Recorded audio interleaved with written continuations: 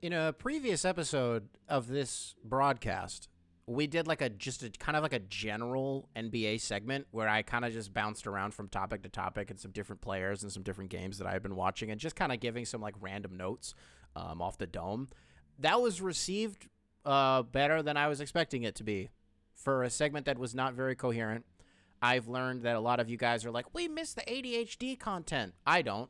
I love being more focused, right?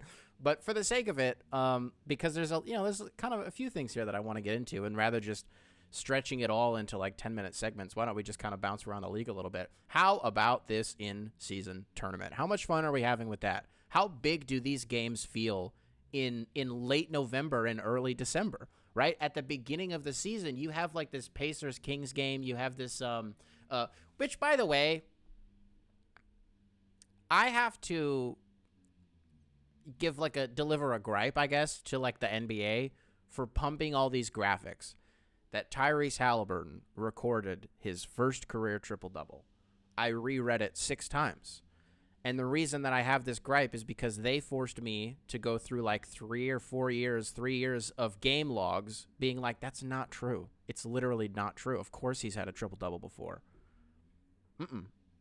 How? The fuck? Did he not have one before? Did we all collectively have that same reaction where we're like if you were in a room of like 50 NBA fans and all of them are like, yeah, like I'm a step above a casual fan. Like I watch the games and I know what's going on in the league. And you just did a random poll. How many triple doubles does Tyrese Haliburton have? I would have been like, like 5, 6 maybe. Like he's gotten a handful of them. I feel like most people would have said that because of how much shit that he does and the way that he's able to elevate an offense. We're seeing it with the Pacers this year. We did a segment on them like a week or two ago. I don't know how close we can get to like NBA teams figuring out how to play basketball. I don't know if that's the right way to phrase it. But if there was a way to quantify if a team has gotten there yet, I would say that Rick Carlisle did it. I would say that Rick Carlisle getting his hands on Tyrese Haliburton was probably the most devious thing that probably could have happened to the NBA. Didn't Mark Cuban say on the Pat Bev podcast, he was like, we wanted Haliburton so bad and we wanted to trade up for him so bad, but we just couldn't. And then Rick Carlisle leaves and he gets to Indiana. What's the first thing they do? What was the first thing that Rick Carlisle got to do? He got Tyrese Haliburton. Come on, man.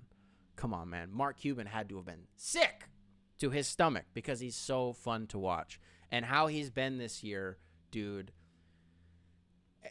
it can't be crazy. It cannot be out of the question to be talking about this guy in the MVP ladder in early December. It just can't, because when he puts up this triple-double, and he had a couple weeks ago like a 36 and like 16 game. I think he even had like a 40 and 16 game.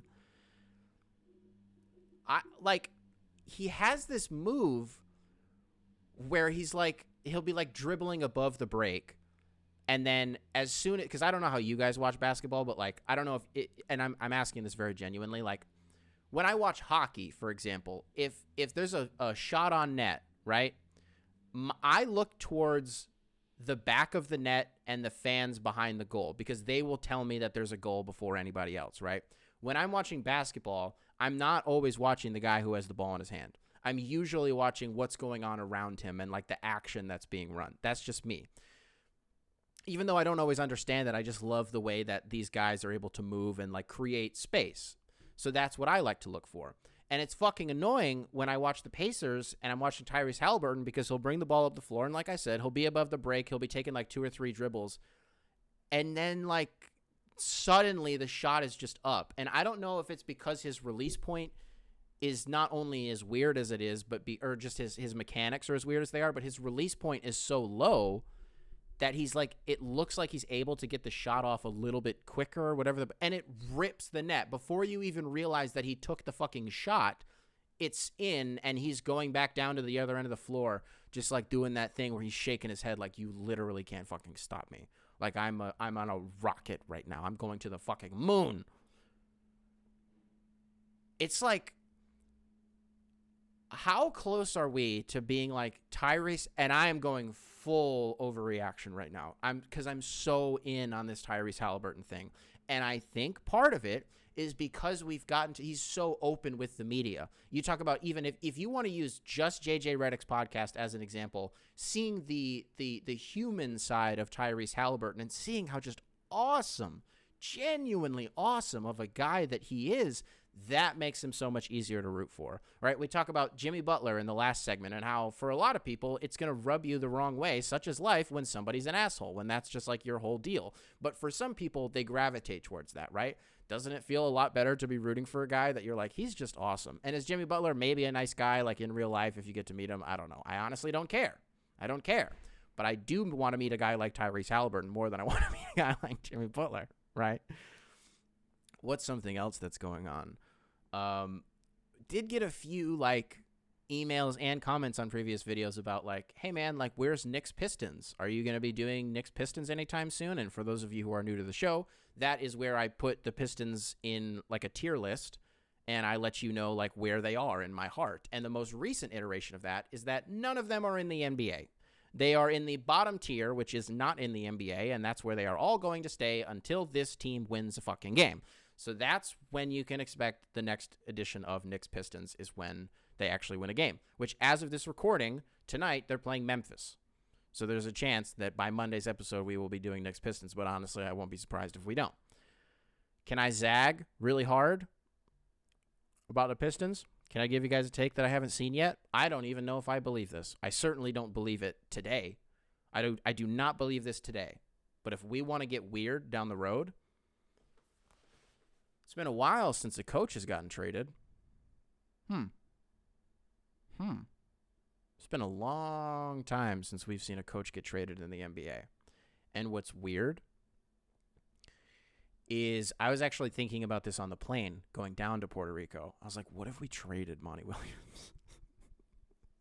What if there was a team out there who like had a real roster, like an actual roster that like wasn't kids, and they were like just a coach away, right? And I was trying to think about who that would be, but it's honestly not important here because this isn't going to happen.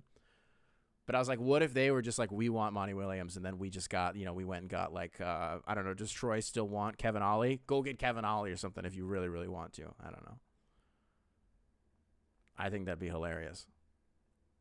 You know what else I saw? I'm trying to enjoy my vacation, and we're in a really, really nice restaurant, but they have League Pass up on the TV. And I was like, really? I was like, okay. I was like, all right, Puerto Rico, let's watch some fucking League Pass. Was it like Minnesota, Indiana? I don't even remember who it was, right? I was drunk. I don't remember who it was. But I see on the bottom line, on the little ticker on the bottom of the screen, that Ben Simmons is going to be reevaluated in 2 weeks because he got like an epidural injection in his spine. My brain immediately goes to, so the Nets finally snapped. Brooklyn finally snapped and said, if this fucker's not going to play, we're going to paralyze his ass, and he can sit on the bench for as long as he wants. Shoot some shit into his spine. That'll fucking show him. If you don't want to play, you can sit for as long as you want, fucker. Epidural in his back. Are we at a point in modern medicine where a back injury is more terrifying than a knee injury or like an Achilles injury? Because a knee injury is like, what's the timetable on that in 2023? 8 months? 8 months if you really get after it? I don't know. For some, like Hendon Hooker, it's taken him a little bit longer, but he's not really in a rush. If you're in a rush, the timeline is like, you're fucking in and out of there, right? Go to Germany, they inject some weird HGH shit into you, and you're going to be fine. What's the recent history on Achilles tears? Apparently, you just fucking take a bunch of ayahuasca, and 3 months later, you're like practicing again, and you're considering quarterbacking for the Jets? Okay. What happens when you have a back injury? You're Ben Simmons, I guess, and you just never play games, ever. He actually kind of played for the Nets last year, but what I don't understand, I don't get this, even when I watch the games. Nets fans, like, chime in. Let me know. Why doesn't he get to the line anymore?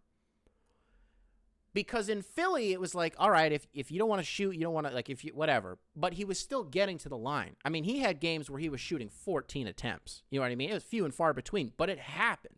And at the very least, he was consistently getting there for, I don't know, 5 a game. Whatever the numbers are.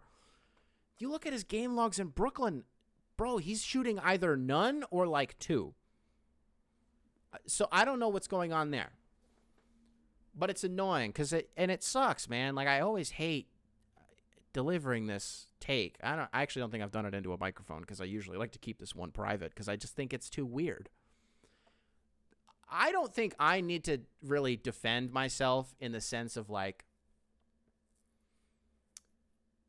look, as somebody who has made a lot of videos on this channel about appreciating players for being for real about their mental health, we've talked about DeMar, we've talked about Kevin Love, and I think the most recent one from like a year ago was about John Wall.